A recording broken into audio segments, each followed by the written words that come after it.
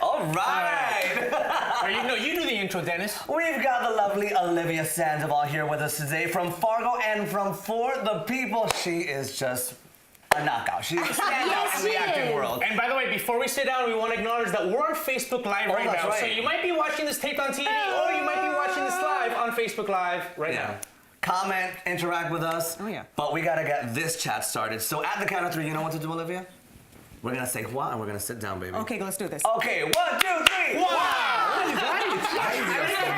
I love that one. I did my own frisante, as my dad would say. So I was a big fan of the movie Fargo. Oh, yeah. Did you had seen the movie? Yeah. A favorite of all time, maybe. So how did you feel when you got a chance to audition for a show that was based on a movie that you loved? It's kind of the closest thing is, if I had a chance to go, it's like, what's your extreme acting fantasy? Like, if you could choose anything to do in the whole world, I'd say I'd like to go back in time and be in Fargo. Okay. So I basically had the closest thing that you could ever get to doing that. Wow. So I can't believe, and I had to calm down. I saw Fargo. Okay, you've got an audition. It's no big deal. Calma, just like go in, do your thing. It's fine. But then, of course, on the inside, I was freaking out because it was a dream come true. Oh my God, I can only imagine. Yeah. Well, it was clearly meant to be because it was like it all happened. And they plucked me out of obscurity. They could have, they went all over the country. I found this out later, that in between my first audition and when I got the part, which was about 6 to 8 weeks that went by, they were like hunting all over the place. Okay. And I hadn't heard anything, so I assumed that the process was over with, like it happens in this business. It happens so often that like something just falls down and it's bye-bye, Yeah, you never know, and you just make peace with it. And it was like, wow, that was a really fun audition, and I'm grateful for the opportunity. Right. But when I got the call, like, wow, it came completely, it felt like it came completely out of the blue. Were you freaking nervous just because I read your parents are huge fans of the show? Yes. So are they like watching and taking notes and be like, Olivia, in this scene, I think you should have done this and this. No, they were just so excited, and I think because they had all the nervous energy for me when I was in the audition process. Okay. Because they knew beforehand. They knew you were going in. I said, I got an audition for Fargo. Like don't freak out. And they were like, my dad was like, oh my God, that's my favorite show. I'm like, Dad, stop. Did he coach you for it? Yeah, both my parents are my acting coaches. Well, they really lucky girl. Yeah. From an acting family, I have the best, people to help me memorize my lines in the world. Yeah. For people that haven't had a chance to see the show, describe your character. So what is it that they were looking for that you had that thing they were looking for? Well, my character's named Winnie Lopez, and she's got this gift of gab thing. She never shuts up. So I think that might have been. I do. Perfect for the zoo. Exactly.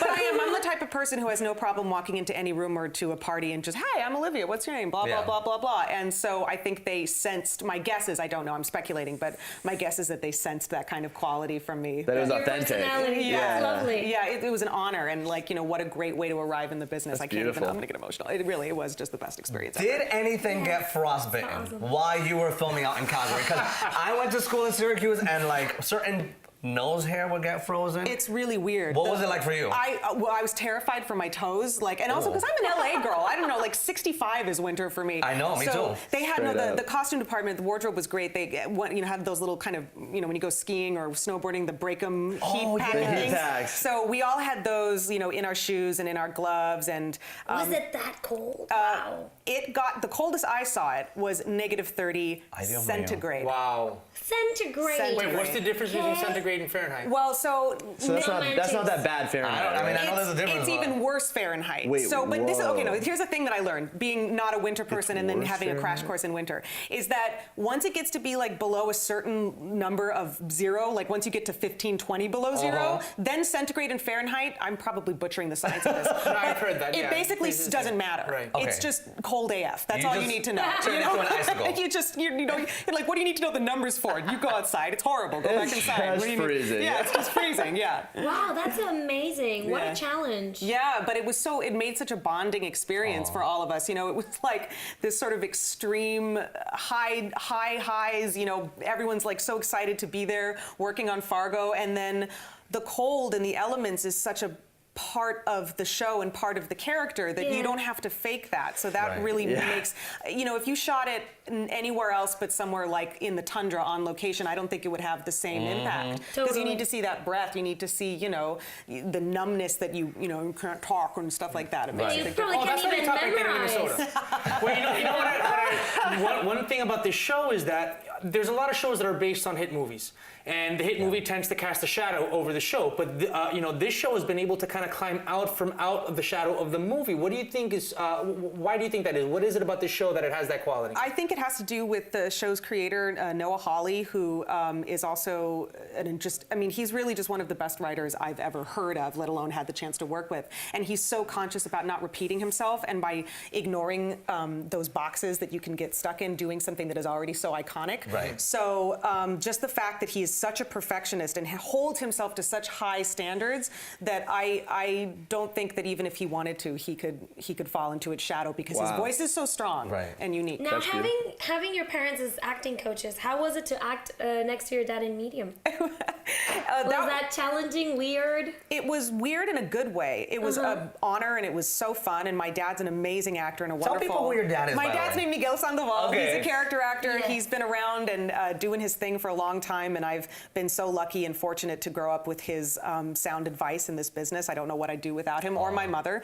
But in Medium, it was quite emotional because I played his daughter, and I take my own life. Close to home. So there was a scene where he had to find me, like in the car. I'd turn the gas on in the car, and that was because he doesn't mess around. If he's going to do some acting, he's going to go there. So he really went there, and just seeing my father Breakdown. getting as close to even going there in his mind that he had ever gone in his life was like it was a profound experience. But by the end of the day, we were glad it was over in its own way. That's intense. That's probably draining, Yeah, right? incredibly. Did that heavy. bring you closer to him? I did. A I lot? mean, because I was young. I was 19 when I did that, and when you're a 19-year-old, just like, Dad, whatever.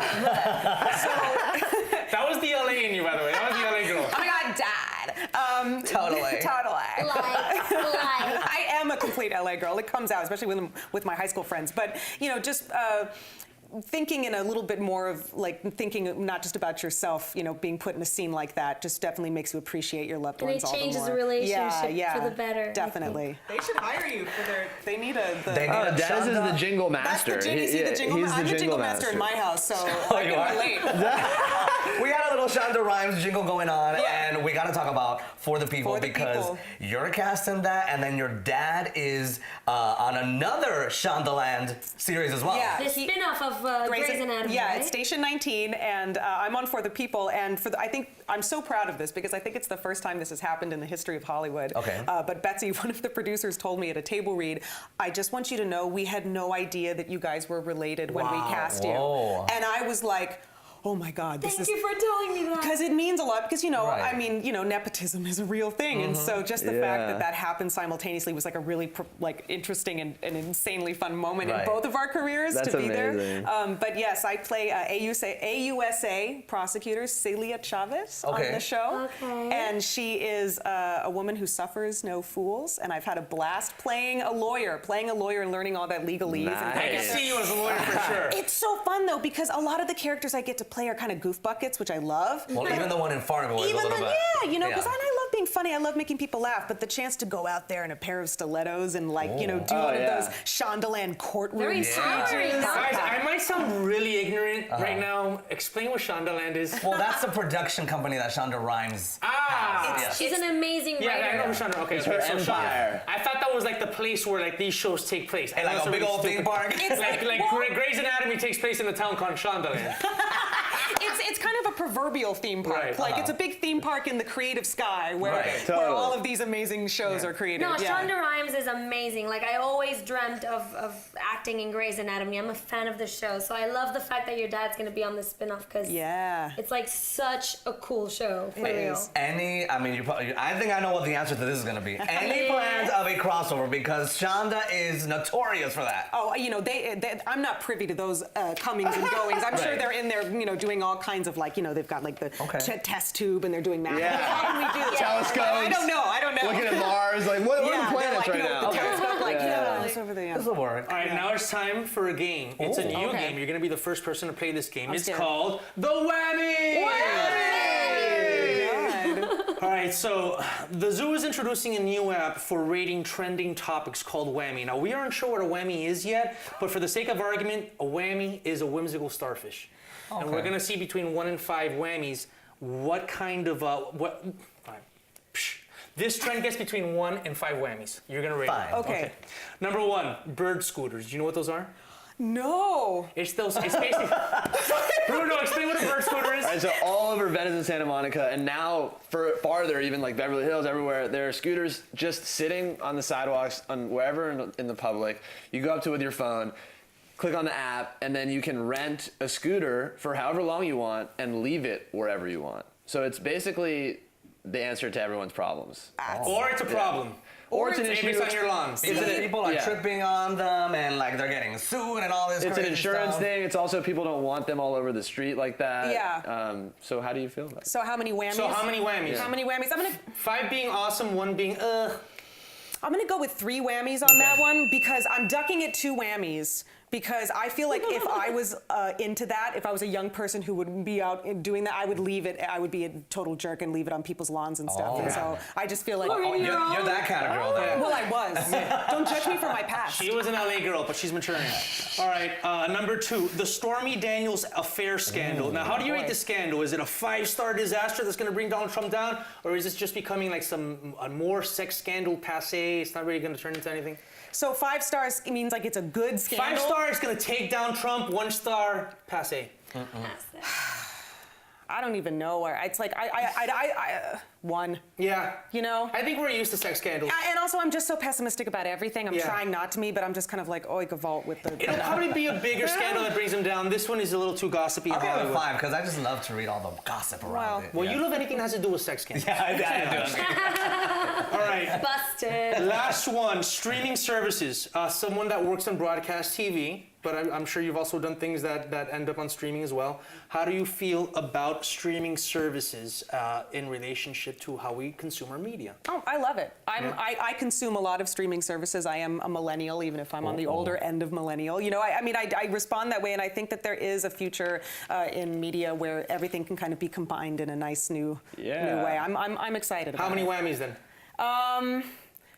4.5 whammies. Okay. Yes. And that was our first edition, our first installment Love the starring whammy. Olivia Sandoval of The Whammy. What do you binge watch when you like catch these streaming services? You know what? It's so funny. I'd like to say that I choose a new show, and I should choose a new show every time, but I have a problem with like starting The Office over again from the beginning or starting The Sopranos over again from the beginning. I mean, some shows are just so good. I just like I hold start on. Friends from the beginning. See, every time. it's comforting. I've seen Mad Men from the beginning to the end like 3 times already. I can't keep watching them. That's Well, it. like I've some seen it. episodes, I doze off or I'm not really paying attention. It's So just good kind to of. It's see it atmosphere. again. Yeah, You know? exactly. Yeah, Oh my yeah. goodness, that's me watching television. I just like hearing Tony Soprano like say gabagool in my house. Gabagool. You know? Well, hopefully the zoo is an atmosphere for some people. Oh, during this is the the atmosphere. This is it. Binge watch us on YouTube, please. We've cornered the atmosphere market right here. We got the whole thing. What do you think about our atmosphere? This is amazing. As soon as I walked in there, you've got a giraffe over there. It's kind of hipster, but not too hipster. No, it can't be too hipster. Which I Yeah. appreciate. You really hit the right level. That's which is- good. Yeah, You yeah. have to appeal to the whole country. Oh, Right? yes. Broadcast. Right, You know? yes. Of course, yeah. We want to be a little directionless, you know, like not very defined, kind of all over the place. Because you never know. Yeah. It's gonna stick. Well, It's a zoo. It's almost like we're Zoo, defined so in it's our full of not. surprises, and trust go. me, there's some madness going on. Olivia, are you married? I am married. Okay, because I thought it was really interesting when I was reading about your parents, because your dad married your mom because she was his mime teacher. Yep. So True how story. did you He's meet what your, teacher? her, Mime. Yes. Oh, mime. Is your husband? Was your husband your mime teacher? No, my husband and I, that would be something, right? In 2 generations in a row. No, my husband and I met at art school. He's a musician. Yeah. Okay. Wait, Yeah. you play too? Yeah, I play the stand-up bass and he plays the bass guitar, so it was a little match, a little match made in heaven there. Amazing. Did you ever Little consider bass going action. into music, like having a band or something? You know, it was always kind of in the back. I do play in a band. I play in a band called Whiskey Sunday. It's an Irish band of all Cute things. lead, by the to way. know. That is so You look cool. like an Irish Mexican. Last thing, I gotta guess. Sagittarius. Yes. Hell yeah! I'm 2 for 2. I know, because I'm always guessing signs, and when That I'm was wrong, insane. they rub it in my face.